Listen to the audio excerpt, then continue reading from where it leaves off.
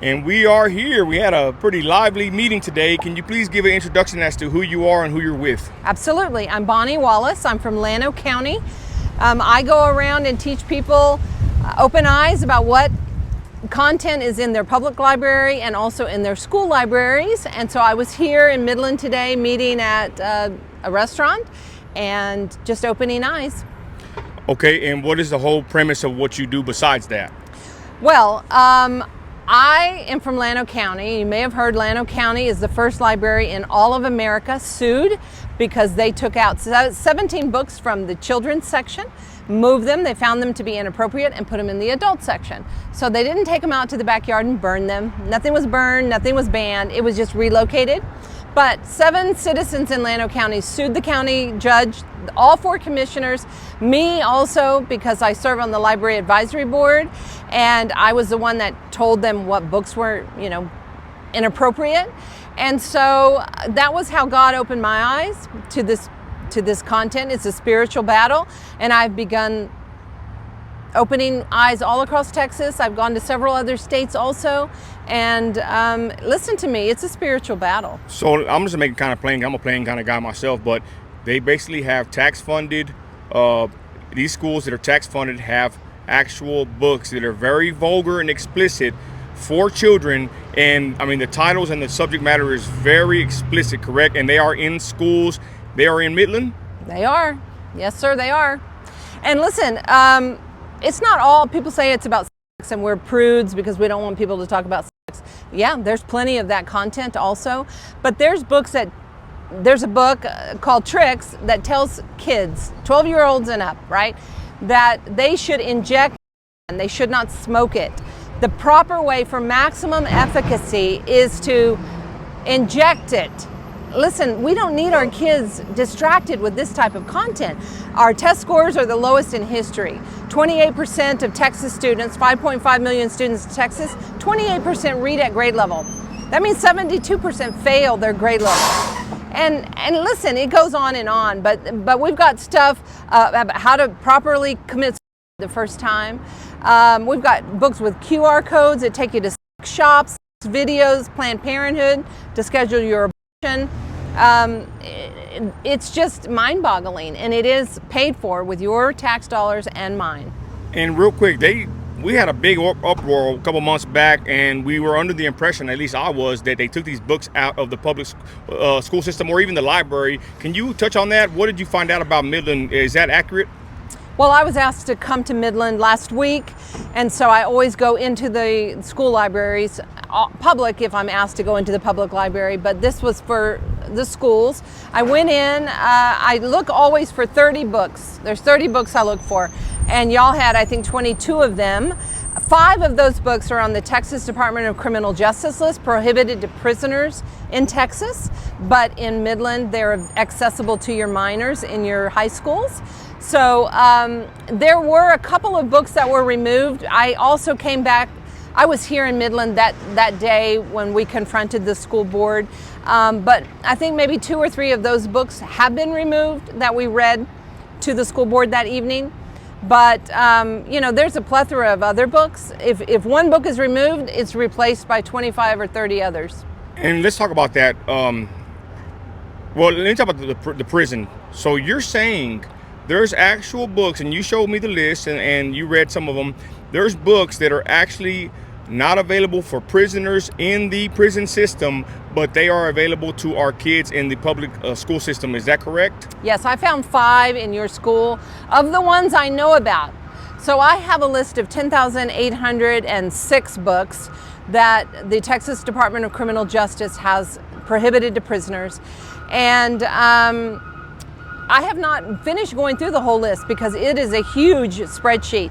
But of the ones I know about, y'all have 5 books in your prisons, including one called Boy Toy. In the schools. I'm sorry, in the schools. Did I say prisons? Yeah, go ahead. They are prisons. Kidding, I'm kidding.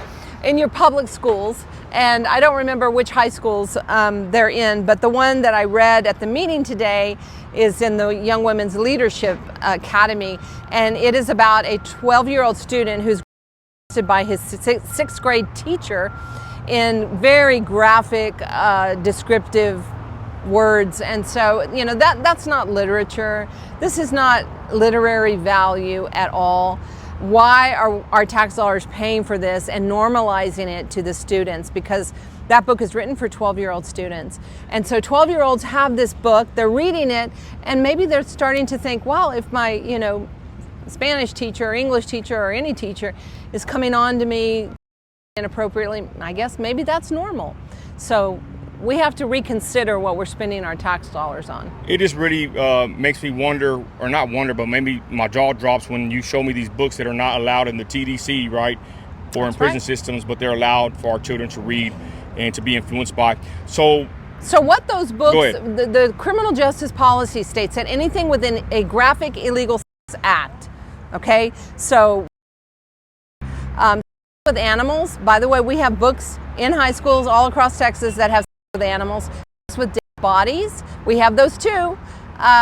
So yeah.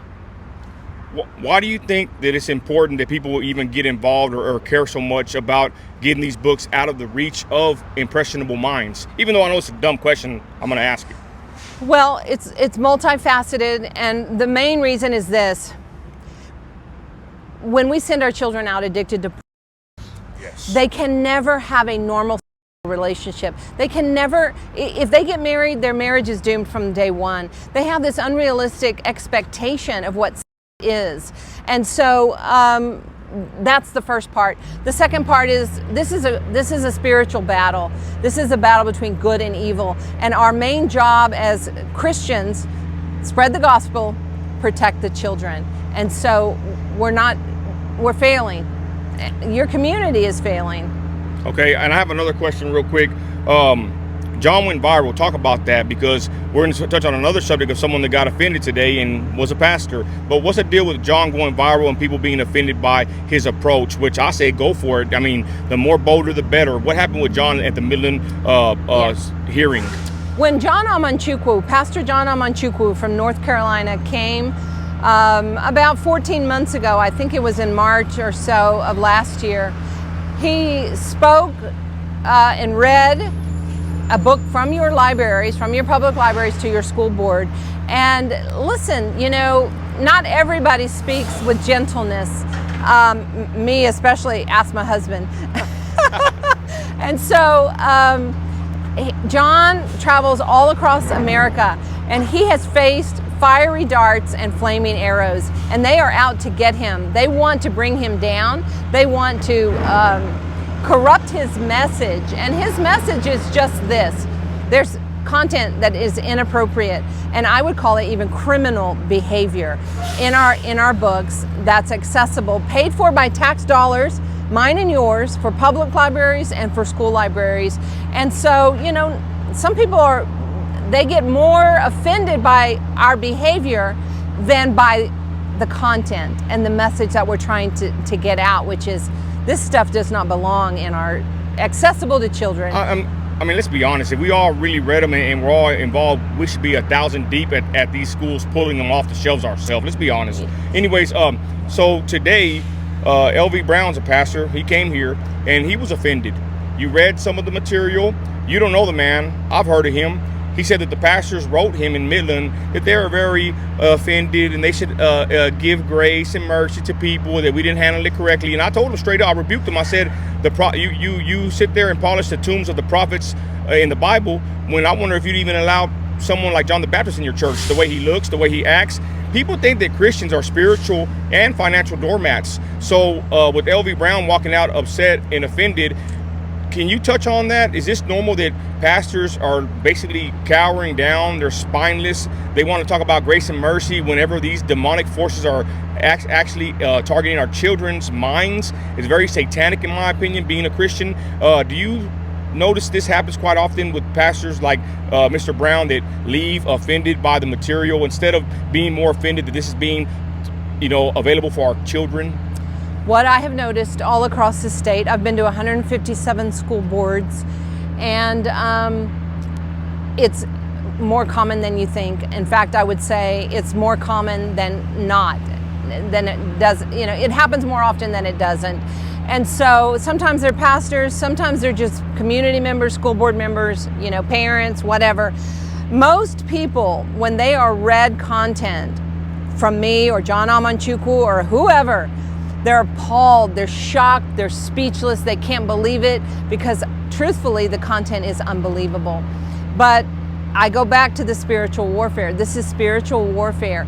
And so, you know, in the Bible, there's a list of people who will go to hell. And the first one on the list is cowards. Amen. I am not going to be a coward for what people think of me. People, I mean, they go after me all the time too. Nowhere near like John Amanchukwu. But I have a fear of God. And my fear of God tells me He has asked me to stand, so I stand, and to open eyes, so I open eyes. And sometimes that means I have to tell people what's actually in the book. You can't just tell people it's inappropriate content, because they don't know what inappropriate content looks like or sounds like. And so that's kind of where I come in. If people don't like it, I guess I'm sorry that they don't like it, but I still have to continue on with the trajectory that God has given me. God has told me to open eyes. I will continue opening eyes. And some people don't like to hear the content. Honestly, I don't like to read it. I'm 57. It's not good for me either, but it's certainly not appropriate for our children. And so the only way to get the message out is to let people know what's in the books. In the last meeting, I'm going to say this. You said that you tried to give him some material to read. And what did Mr. Brown tell you? Well, it was here at the same restaurant, and we had 8 pastors show up that day. And I said, who can come tonight to the school board meeting? Because we had a school board meeting that night, which is the one that we're talking about with John Amanchukwu. And so I read one book. One of the pastors says, how do we know what bad stuff to look for in the libraries? And I said, well, I'm glad you asked. I'm going to read a book to you. And I read a couple of passages, and they were all in an uproar, like, this is not appropriate. Amen. It is not appropriate. And so I went through the rest of that, and I said, I have 10 book reports I had printed to read. A book report is, I read a book, and then I go through and copy excerpts that are taken directly from the book with the page number, and I call them book reports. And so I had 10. There were 8 pastors. 4 of them took a book report and said they would come to the school board meeting that evening. Pastor Brown said that he would pray about it. He said he would pray about it. And did he take a book or any information at all? Did he show up? I believe he showed up. I don't believe he spoke. I cannot recall. Honestly, I've gone to so many. Y'all have to check the video. But I'm going to be honest. When someone says I'm going to pray about it, what does that say to you when someone says I'm going to pray about it? Well, I did a Bible study once that talked about people that say I'm going to pray about it. And it said that 98% or 97% forget. And so it changed the trajectory of me. When I say I will pray for you, I say, come to me now. I'm going to pray for you right now. Because I forget too. Listen, I have a busy life. We all have busy lives. And so I don't know what it meant for him. You know, I just don't know. But for me, I just try to do it right now. And I have kind of come to the conclusion that, you know, this makes people uncomfortable. And if it makes us as adults, I'm 57, it makes me uncomfortable. Imagine what it does to our children. You know, it rewires the brain. Texas Public Policy Foundation compiled all the research about the effects of on the brain. And I give that to all the school boards that I go to. And they said that, and they haven't done it on children, because who would volunteer their children to have, you know, the effects of be studied? This was all on adults, but they took the brain waves of people who began consuming adults before and after. Began consuming. And it changes the brain waves, the pathways of the brain. And so this is what we're allowing and paying for with our tax dollars. We're paying for content that is changing the pathways of our children's brains. Okay, final words. What would you like to say to the people watching across the nation? Listen, I'd like to say, link shields with me. This is a battle that God has asked us to fight. All of us, we are supposed to be protecting our children. And so call me, email me. I will come to your community. I will help you. I will give you tools and resources. And we, with Jesus, will win this battle. And how do they get a hold of you? Can I give my email? Yes. So my email is mrs.bobwallace, that's my husband, mrs.bobwallace at gmail.com, and it's WALLACE, is because there's several ways to spell Wallace. So I'm Bonnie Wallace, and I'll come and help you. And I think from the bottom of my heart, it's kind of sad. There's not many men in these meetings here today. The one man pastor walked out offended like a coward, in my opinion, and then it's only left me, the only other man besides the man giving the presentation. God can use one. Amen. And he always does. So it only takes one to be strong and courageous. And listen to me, Joshua 1:9, people talk about it. A lot of people have it on shirts and Bible covers and wall art and whatever. Be strong and courageous. Do not be terrified. Do not be discouraged. The Lord your God goes with you wherever you go. That's the world's version of it, because the beginning of it, everybody always cuts it off, but the beginning of it says, have I not commanded you? Be strong and courageous. Do not be terrified. Do not be discouraged. Listen, it's not if we wake up this morning and we feel strong and courageous. No, it is we are to be strong and courageous. It's a command from God. Be strong and courageous with me, and I'll equip and help you. Thank you, and God bless you. God bless you.